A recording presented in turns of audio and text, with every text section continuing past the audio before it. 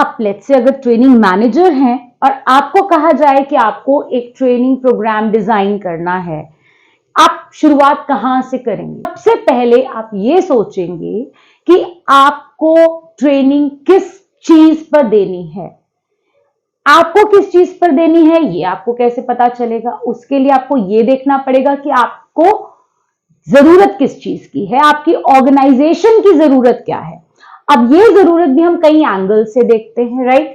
C, identification of training needs which is the first step. इसमें आपको 3 level पर analysis करना होता है और ये समझना होता है कि आपको ट्रेनिंग किस एरिया में देनी है, जरूरत कहां है। सबसे पहले आप ऑर्गेनाइजेशन को समझेंगे, उसका एनवायरनमेंट जो है उसका एनालिसिस करेंगे, राइट? सो मे बी अगर आप टेक्नोलॉजिकल एनवायरनमेंट को देखें, वहां आपको कोई एक नीड हो सकता है, समझ में आए। आप कॉम्पिटिटिव एनवायरनमेंट को देखें तो आपको लगेगा कि आपका कॉम्पिटिटर इस चीज में बहुत अच्छा है, सो आपको जरूरत है अपने एम्प्लॉइज को इस चीज में ट्रेन करने की। सो ओवरऑल आप जब एक आपकी जो ऑर्गेनाइजेशन है उसके पूरे एनवायरनमेंट को स्टडी करते हैं, वहां से आपको पता चलता है कि ट्रेनिंग की जरूरत किस एरिया में है, किस चीज में है। Next, you need to understand the job.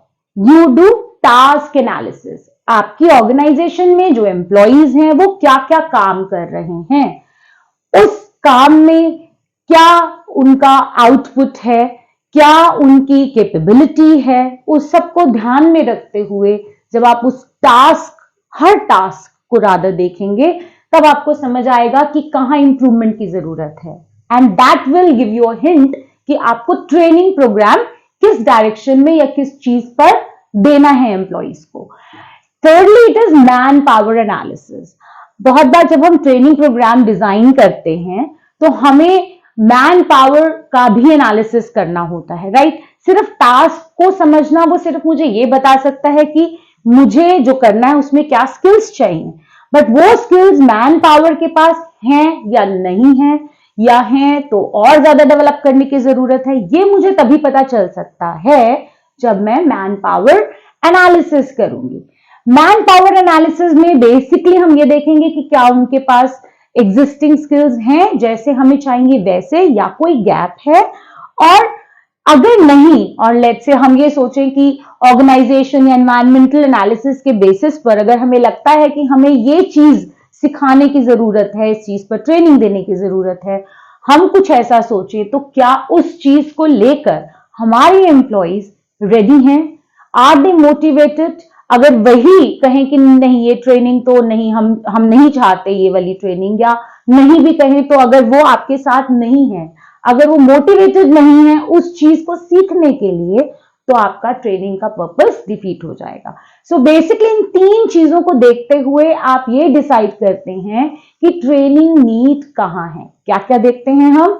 Organisation, आपका environment, you can say job या task, and then thirdly man power analysis. और अब फर्स्ट स्टेप के एंड तक आपने डिसाइड कर लिया कि हमें ये ट्रेनिंग देनी है। अब आगे क्या करेंगे?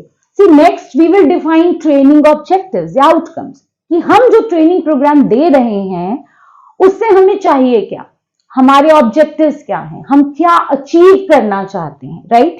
लेट्स से अगर मुझे ये लगता है कि मेरी ऑर्गेनाइजेशन में जो एम्प्लॉइज हैं वो वेस्टेज बहुत ज्यादा करते हैं, तो अब मेरा ऑब्जेक्टिव क्या होगा कि इस ट्रेनिंग प्रोग्राम के एंड तक वेस्टेज इतने % से रिड्यूस होकर इतने % तक पहुंच जाना चाहिए।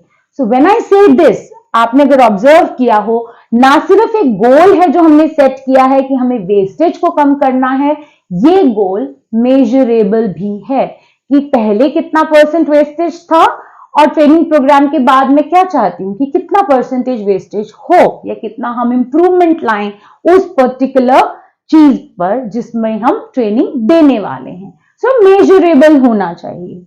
नेक्स्ट आता है ट्रेनिंग का कोर्स या मटेरियल डेवलप करना।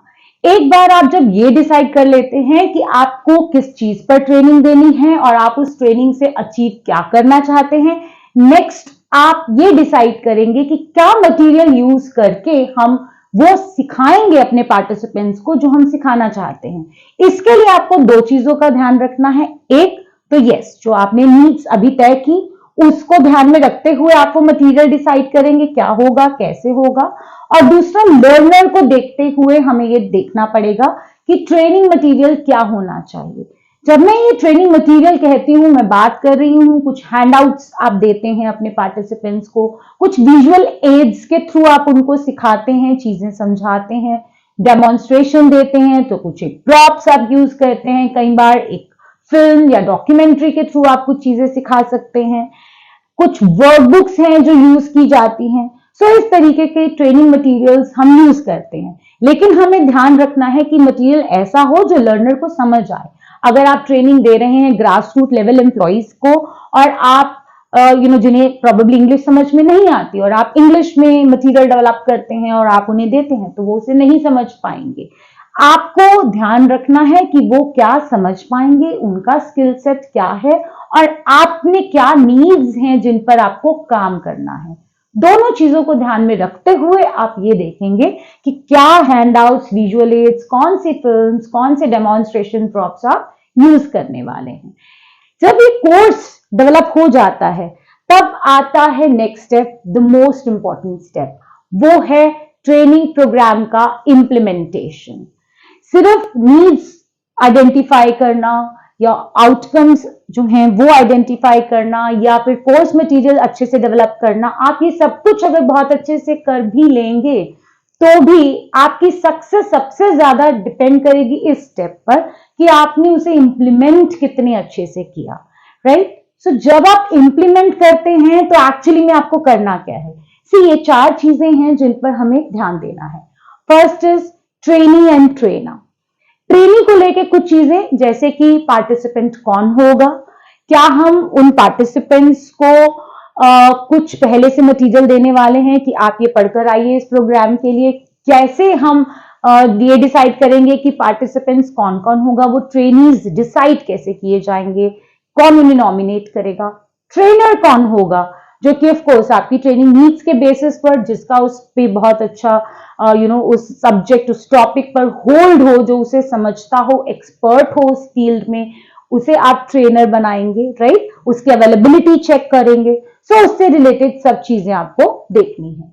Period and frequency of training is the next thing. तो आपको ये भी देखना है कि ट्रेनिंग कितनी देर की होनी चाहिए, 1 दिन, 2 दिन, 1 वीक, कितनी लंबी ट्रेनिंग होगी। क्या आप वो ट्रेनिंग आज दे रहे हैं और फिर मे बी नेक्स्ट ईयर देंगे, या फिर हर कुछ समय बाद आप वो ट्रेनिंग देना चाहेंगे विद इन अ ईयर। तो वो सब चीजें, फ्रीक्वेंसी भी आपको तय करनी है। ये करने के बाद आप ये सोचते हैं कि ट्रेनिंग का मेथड क्या होगा। जब हम बात करते हैं मेथड की, 2 तरीके के ट्रेनिंग मेथड्स होते हैं, एक है on the job training methods and another is of the job training methods. ये दोनों ही मेथड्स हम डिटेल में पढ़ेंगे आगे वीडियोस में, but for now on the job training methods वो हैं जहां आप जॉब पर रहते हुए सिखाते हैं आप अपने ट्रेनीज को। ऑफ द जॉब है जब आप जॉब के से हटकर कहीं और किसी एनवायरनमेंट में आप सिखाते हैं अपने ट्रेनी को। तो कैसे आप करने वाले हैं, आप क्लासरूम में ट्रेनिंग देंगे या फिर आप जॉब पर ही जो है वहीं पर उसे सिखाएंगे कि इस मशीन पर कैसे काम करना है। ट्रेनिंग की एक्टिविटीज क्या होंगी। लेट्स से अगर हम एक क्लासरूम ट्रेनिंग की ही बात करें, कई बार हम एज अ स्टूडेंट भी हम बहुत सारी एक्टिविटीज करते हैं, राइट। Group discussion, brainstorming. किस तरीके से वो किया जाएगा, या कोई डेमोन्स्ट्रेशन दिया जाएगा, किस तरीके से हम वो चीज सिखाएंगे, कौन कौन सी एक्टिविटीज होंगी, वो आप यहां डिसाइड करते हैं। मेथडोलॉजी क्या होगा, फॉर एग्जाम्पल इफ आई से ग्रुप डिस्कशन या ब्रेनस्टॉर्मिंग, तो कैसे, क्या मेथडोलॉजी एग्जैक्टली हम यूज करेंगे, कुछ रूल्स रेगुलेशंस हो सकता है हम उस पर बनाएं। And lastly sequencing of activities. आप किसी भी एक्टिविटी को कहीं भी फिट नहीं कर सकते। ये देखना होगा कि फर्स्ट डे ऑफ ट्रेनिंग में हम ये एक्टिविटी करवाने वाले हैं, सेकंड डे में ये, थर्ड डे में ये। सीक्वेंसिंग ऑफ एक्टिविटीज भी आपको बहुत अच्छे से करना होता है। जब आप ये सब कर लेते हैं, ट्रेनिंग, ट्रेनर से रिलेटेड आपके क्वेश्चंस आपने सब सॉर्ट कर लिया, आपको पता है अब आप इतने दिन की ट्रेनिंग देने वाले हैं, इतनी देर के बाद हम दोबारा रिपीट करने वाले हैं, इस मेथड से हम ट्रेनिंग देंगे। तो लास्टली आपको एक चीज और करनी है कि आपको अपना इंफ्रास्ट्रक्चर भी तैयार करना है।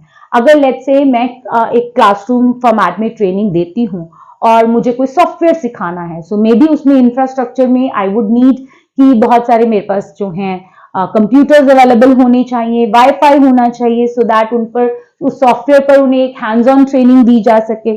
सो इस तरह से जो भी इंफ्रास्ट्रक्चर लेवल पर आपको चाहिए, you will need to arrange all of that. जब आप ये सब कर लेंगे तब आप कहेंगे कि हमने ट्रेनिंग प्रोग्राम को सक्सेसफुली इंप्लीमेंट कर दिया। लेकिन क्या आपका काम यहीं खत्म हो जाएगा? ऐसा भी नहीं है। एक दो चीजें और हैं जो एज ए ट्रेनर आपको करनी है अभी भी। वो क्या है? नेक्स्ट लेवल पर आप करते हैं इवैल्यूएशन अपने इस ट्रेनिंग प्रोग्राम का, ये देखने के लिए कि ये ट्रेनिंग प्रोग्राम कितना इफेक्टिव है या रहा। कई बार हम ये evaluation middle of the training program में करते हैं, कभी हम एंड में करते हैं, कभी आप बिहेवियर लेवल पर अगर आप देखना चाहते हैं कि कितना अच्छे से वो इम्प्लीमेंट किया जा रहा है जो हमने सिखाया वर्क प्लेस पर। सो मे बी जब आपका जो पार्टिसिपेंट है वो ज्वाइन बैक करता है उसके बाद आप उसे इवैल्यूएट करते हैं। इस पर ऑलरेडी मैंने एक वीडियो बनाया है which you can just check कि किस लेवल पर कैसे डिफरेंट लेवल्स पर ये इवैल्यूएशन किया जा सकता है। So you can check that out. Next is devising follow up activities. कई बार आप देखते हैं कि कुछ एक चीजों में आपने पाया जब आपने ये स्टेप किया कि इवैल्यूएशन के समय कि ये अगर हम और करते तो शायद ये चीज अच्छी हो जाती। सो आप अगर कोई मटेरियल ही है लेट्स से आप शेयर करते तो वो अच्छा रहता। So maybe after the training आपको फॉलो अप एक्टिविटी में आप वो मटेरियल अब उनसे शेयर कर सकते हैं पार्टिसिपेंट से। लेट्स से अगर वो उसे नहीं यूज कर पा रहे हैं अपने वर्क प्लेस पर जाने के बाद तो आप वो कर सकते हैं। या इसी तरीके से कोई भी और गैप है जो आपको लगता है कि फिल किया जा सकता है तो आप उसको वहीं फिल कर सकते हैं। नहीं तो अपने नेक्स्ट प्रोग्राम के लिए आप उसको नोट डाउन कर सकते हैं, ट्रेनर्स को बता सकते हैं कि नेक्स्ट ट्रेनिंग सेशन में हम इस चीज पर, ये जो हमने कमी अपनी देखी है इस पर हम वर्क करेंगे। सो दिस इज हाउ आपका जो पूरा डिजाइन करने का जो काम है एक ट्रेनिंग प्रोग्राम को एज ए ट्रेनर वो कंप्लीट होता है। कंप्लीट इस ट्रेनिंग प्रोग्राम के लिए, बट हाँ एक बार ये हो जाएगा तो दोबारा आप यहाँ वापस पहुंच जाएंगे। फिर से आप सोचेंगे कुछ समय बाद की और क्या नीड्स हैं ट्रेनिंग की, किन चीज पर अब हमें काम करना है, कुछ नया आप सोचेंगे और एक नई ट्रेनिंग प्रोग्राम लेकर आएंगे। I think that will be quite useful for you. That is all for today. Thank you.